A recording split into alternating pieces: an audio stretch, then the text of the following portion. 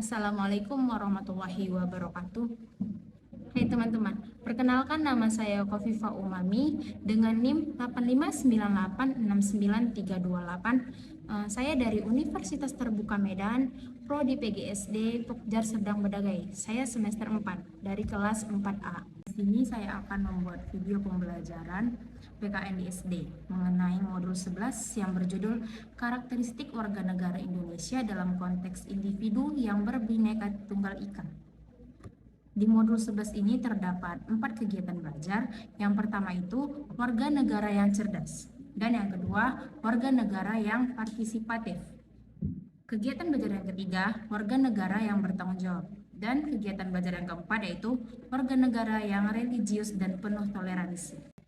Masuk ke kegiatan belajar yang pertama yaitu warga negara yang cerdas.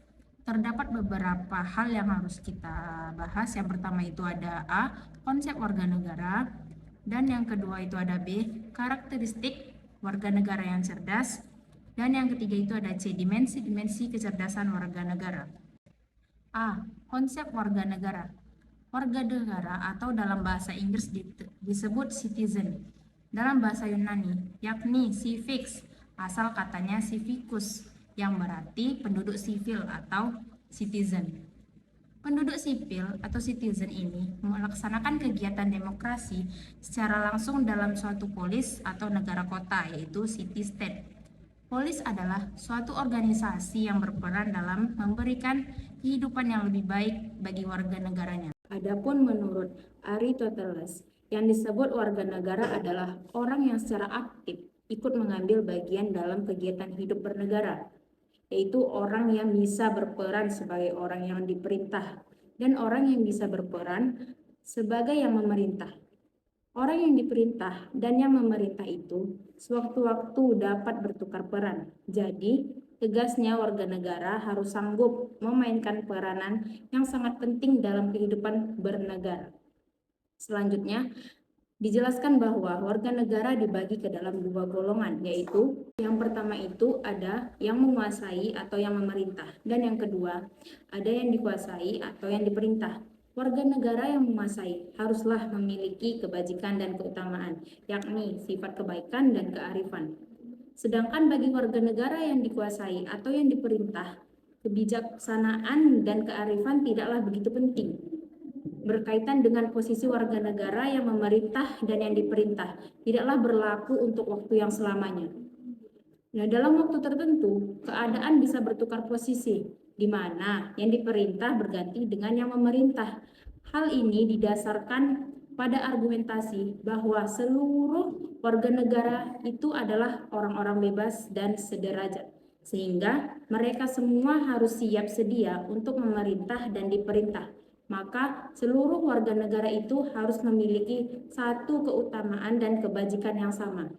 Selanjutnya, Aristoteles menegaskan bahwa kebajikan yang harus dimiliki oleh seluruh warga negara yang baik ialah kemampuan untuk menguasai dan dikuasai dengan baik atau kemampuan untuk memerintah dan diperintah dengan baik.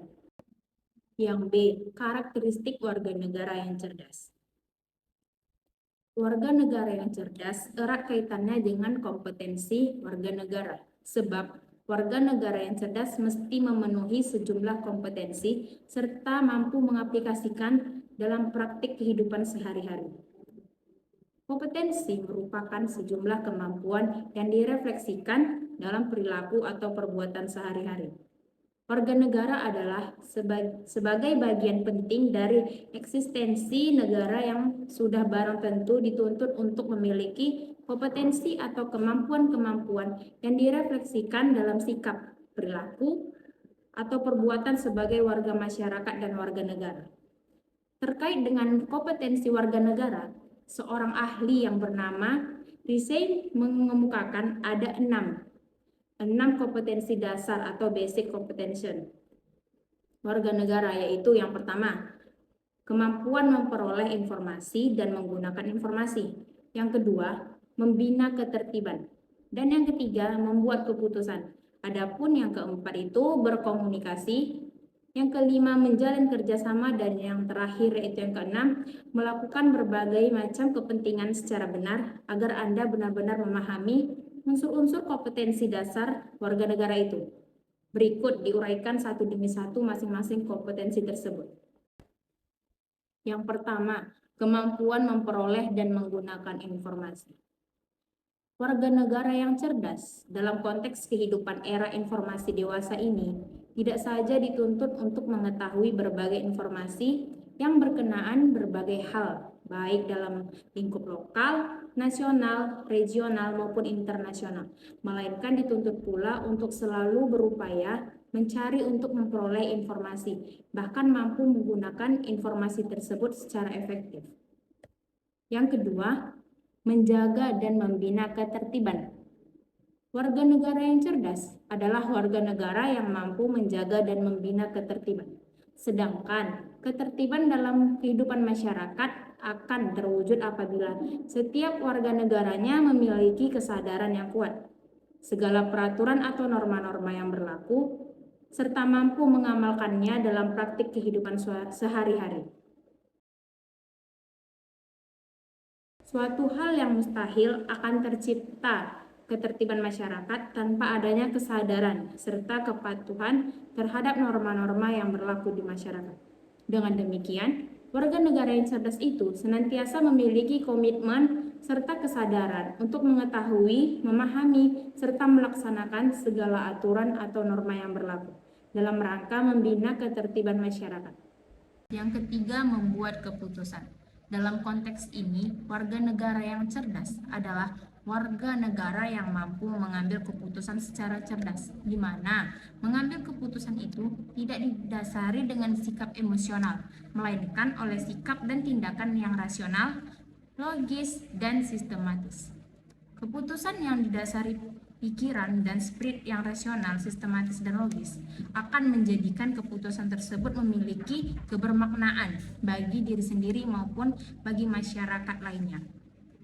Dan yang keempat itu ada kemampuan berkomunikasi.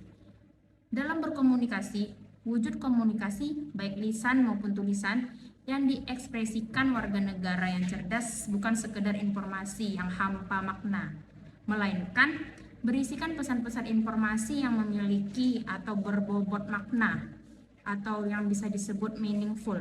Dalam teori komunikasi, kita mengenal adanya unsur-unsur komunikasi, yaitu pembicara, pesan, media, dan penerima pesan. Dengan mengacu kepada teori tersebut, komunikasi yang hendaknya dibangun oleh warga negara yang cerdas adalah komunikasi memenuhi unsur-unsur tersebut, sehingga komunikasi yang terjalin benar-benar berjalan secara efektif. Yang kelima itu ada kerjasama. Warga negara yang cerdas mesti menyadari bahwa keberadaan dan eksistensinya tidak saat dilepaskan dengan keberadaan anggota masyarakat yang lain. Oleh karenanya, setiap yang dikembangkan dari kesadaran tersebut adalah menjalin kerjasama yang baik sesama warga negara masyarakat dengan cara menghindari sikap-sikap yang egoistik, materialistik, liberalistik, dan otoriter. Yang terakhir itu yang keenam, yaitu melakukan berbagai kepentingan dengan benar. Merupakan fakta yang tak terbantah bahwa setiap individu warga negara memiliki kepentingan yang berbeda-beda. Akibatnya, tidak jarang timbul pertentangan ataupun konflik dalam kehidupan warga negara. Secara teoritis, kita mengenal adanya bentuk-bentuk pertentangan atau konflik, yakni interpersonal, yaitu pertentangan atau konflik yang timbul dalam diri setiap warga negara secara individu. Sedangkan interpersonal konflik merupakan konflik atau pertentangan yang melibatkan individu yang satu dengan individu yang lainnya sebagai anggota masyarakat. Yang C, dimensi-dimensi kecerdasan warga negara. Warga negara yang cerdas atau civic intelligence sangat diperlukan bagi kelangsungan hidup bangsa dan negara. Tidak terkecuali bangsa Indonesia, lebih-lebih bangsa Indonesia saat ini tengah berusaha untuk bangkit kembali dari keterpurukan yang melanda bangsa kita. Setiap warga negara mempunyai potensi asal mental yang dapat dikembangkan yang menurut Nursyid Sumatmaja meliputi yang pertama itu ada minat atau sense of interest. Yang kedua itu ada dorongan ingin tahu atau sense of curiosity. Yang ketiga itu ada dorongan ingin membuktikan kenyataan atau sense of reality, dan yang keempat itu ada dorongan ingin menyelidiki atau sense of inquiry. Dan yang terakhir yang kelima ada dorongan ingin menemukan sendiri atau sense of discovery. Untuk memperoleh pemahaman tentang potensi-potensi tersebut akan dijelaskan satu demi satu sebagai berikut. Yang pertama itu minat atau sense of interest. Minat secara singkat diartikan sebagai keinginan atau kehendak terhadap sesuatu. Setiap manusia pasti mempunyai berbagai keinginan untuk diwujudkan dalam kehidupannya. Betapa pentingnya minat atau keinginan ini sebagai salah satu potensi dasar manusia. Ada sebuah pepatah Inggris yang berbunyi, "A man without ambition is like a bird without a wing," yang artinya orang yang tidak mempunyai keinginan atau cita-cita, harapan, kehendak, atau ambisi diibaratkan sebagai seekor burung tanpa sayap. Makna pepatah tersebut menunjukkan betapa minat atau keinginan tersebut merupakan hal yang tak terpisahkan dalam individu manusia. Yang kedua yaitu dorongan ingin tahu atau sense of curiosity. Dalam kehidupan sehari-hari, seringkali kita mendapati sesuatu yang mengundang rasa keingintahuan kita. Apakah sesuatu itu telah kita ketahui dan kita ingin mengetahui lebih banyak lagi tentangnya. Lebih-lebih sesuatu yang sebelumnya tidak pernah kita ketahui akan mengundang perhatian kita untuk mengetahui seluk-beluk sesuatu atau objek itu. Yang ketiga itu yaitu dorongan ingin membuktikan kenyataan atau sense of reality. Dorongan ini berkaitan dengan sifat rasa ingin tahu yang melekat pada diri manusia. Karena rasa ingin tahu terhadap suatu objek diantaranya didorong oleh keinginan untuk membuktikan kenyataan yang terjadi.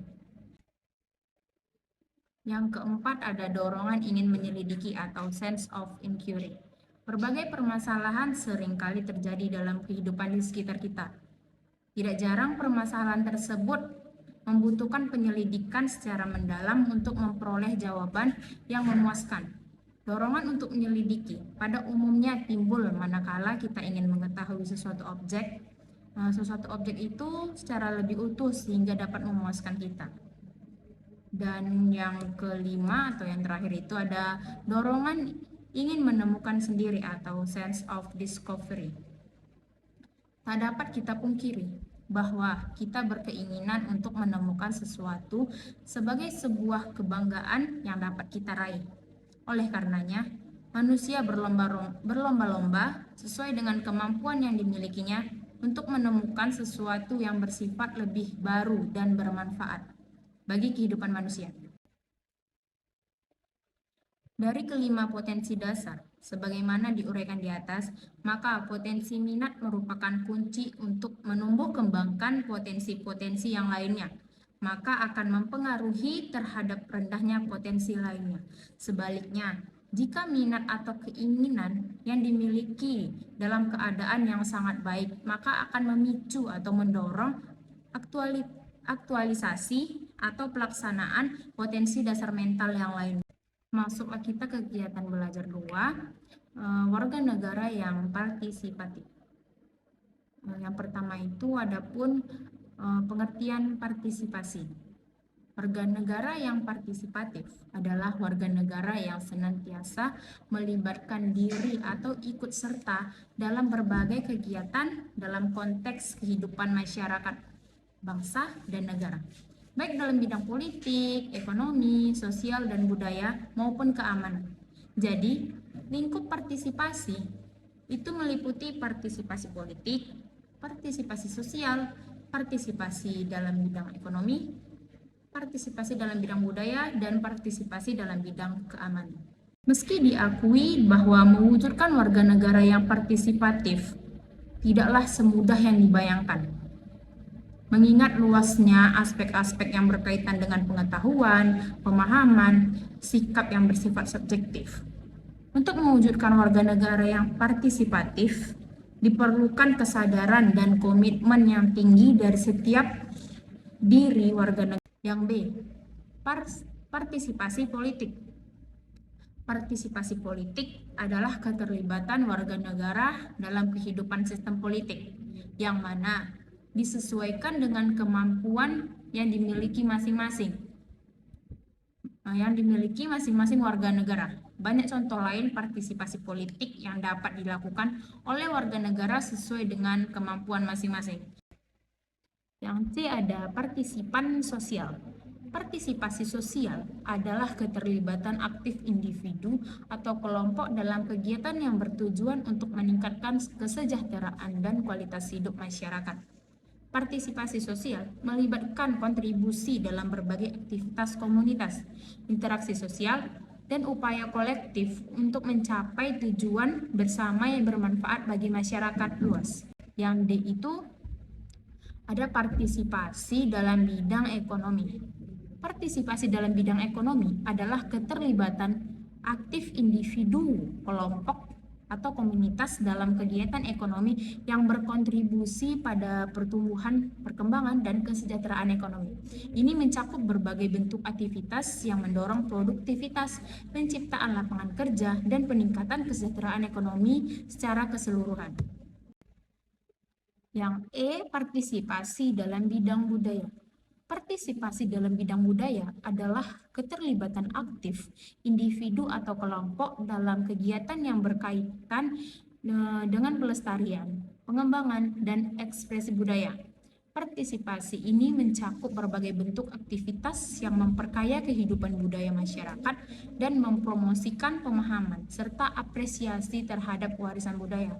Adapun contoh-contohnya itu sebagai berikut. Yang pertama, mencintai budaya lokal dan nasional. Yang kedua, melakukan berbagai inovasi kreatif untuk menyokong pengembangan budaya daerah. Yang ketiga, kegiatan seni dan pertunjukan.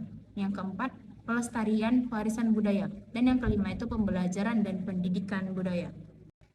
Masuklah kita ke kegiatan belajar 3, warga negara yang bertanggung jawab. Apa sih warga negara yang bertanggung jawab itu? Ada ahli mengatakan, Aristoteles mengatakan bahwa warga negara yang bertanggung jawab adalah warga negara yang baik, sedangkan warga negara yang baik ialah warga negara yang memiliki keutamaan atau kebajikan selaku warga negara. Kedua, beribadah kepada Tuhan Yang Maha Esa sesuai dengan keyakinan dan kepercayaan yang dianut masing-masing. Yang ketiga, melaksanakan segala perintahnya serta berusaha menjauhi atau meninggalkan segala apa yang dilarang oleh Tuhan Yang Maha Esa. Yang keempat, menuntut ilmu dan menggunakannya untuk kebaikan atau kemaslahatan umat manusia sebagai bekal kehidupan baik di dunia maupun di akhirat kelak. Dan yang kelima itu menjalin tali silaturahmi atau persaudaraan guna mewujudkan kehidupan masyarakat yang aman, tentram, damai, dan sejahtera. Yang C, tanggung jawab warga negara terhadap masyarakat. Sebagai anggota masyarakat, setiap individu mempunyai tanggung jawab, antara lain diwujudkan dengan sikap dan perilaku sebagai berikut. Yang pertama, memelihara ketertiban dan keamanan kehidupan masyarakat. Yang kedua, menjaga dan memelihara rasa persatuan dan kesatuan masyarakat. Yang ketiga, meningkatkan rasa solidaritas sosial sebagai sesama anggota masyarakat. Yang keempat, menghapuskan bentuk-bentuk tindakan diskriminatif dalam kehidupan di masyarakat untuk menghindari disintegrasi masyarakat, bangsa, dan negara. Yang D, tanggung jawab warga negara terhadap lingkungan setiap warga negara. Di pundaknya terpikul tanggung jawab yang tidak ringan dalam hubungannya dengan pengelolaan dan pemanfaatan lingkungan alam tersebut. Antara lain dapat diwujudkan dengan contoh sikap dan perilaku sebagai berikut. Yang pertama, memelihara kebersihan lingkungan seperti tidak membuang sampah sembarangan. E, tanggung jawab warga negara terhadap bangsa dan negara. Ditegaskan bentuk-bentuk sikap dan perilaku warga negara yang mencerminkan perwujudan tanggung jawab terhadap negara dan bangsa, yaitu sebagai berikut. Yang pertama itu memahami dan mengamalkan ideologi nasional kita, yakni Pancasila dalam kehidupan sehari-hari dalam berbagai bidang kehidupan seperti politik, ekonomi, sosial, budaya, dan keamanan. Yang kedua itu menjaga dan memelihara nama baik bangsa dan negara di mata dunia internasional sebagai bangsa dan negara yang merdeka, berdaulat, berperadaban, dan bermartabat. Dan masuklah kita ke kegiatan belajar yang keempat atau kegiatan belajar yang terakhir, yaitu warga negara yang religius dan penuh toleransi. Adapun karakteristik warga negara religius dan penuh toleransi sebagai berikut. A. Manusia sebagai makhluk religius. Manusia sebagai makhluk religius mengacu pada sifat dasar manusia yang cenderung mencari, mengenal, dan menyembah sesuatu yang dianggap suci, luhur, atau ilahi. Aspek religiusitas ini tercermin dalam berbagai bentuk keyakinan, praktik, dan tradisi keagamaan yang ada di seluruh dunia. Berikut adalah beberapa poin penting yang menggambarkan manusia sebagai makhluk religius. 1. Pencarian makna dan tujuan hidup. Yang kedua, kesadaran akan keterbatasan. Yang ketiga, nilai-nilai moral dan etika. Yang keempat, praktik dan ritual keagamaan. Yang kelima, peran dalam masyarakat. Yang B, pengertian warga negara religius. Warga negara religius adalah individu yang memiliki kewarganegaraan suatu negara dan menjalani kehidupan dengan mengintegrasikan nilai-nilai ajaran dan praktik keagamaan dalam aktivitas sehari-harinya. Nilai-nilai keimanan dan ketakwaan harus senantiasa tercermin dalam sikap maupun perilaku yang ditampilkan oleh setiap warga negara. Yang C, pentingnya satu toleransi. Apa sih toleransi itu? Toleransi adalah sikap lapang dada terhadap prinsip atau pendirian orang tanpa mengorbankan prinsip dan pendirian sendiri. Dalam konteks kehidupan bangsa Indonesia yang majemuk atau beraneka ragam, maka sikap dan perilaku harus diusung dan dijunjung tinggi oleh setiap warga negara. Adalah toleransi yang berlapang dada terhadap perbedaan tersebut, baik menyangkut keyakinan agama maupun menyangkut hubungannya dengan perbedaan dalam konteks kehidupan sosial seperti ras, etnis, keturunan, bahasa, dan budaya. Sekian video penjelasan pembelajaran PKN di SD dengan modul 11 dari saya. Kurang lebihnya saya mohon maaf. Assalamualaikum warahmatullahi wabarakatuh.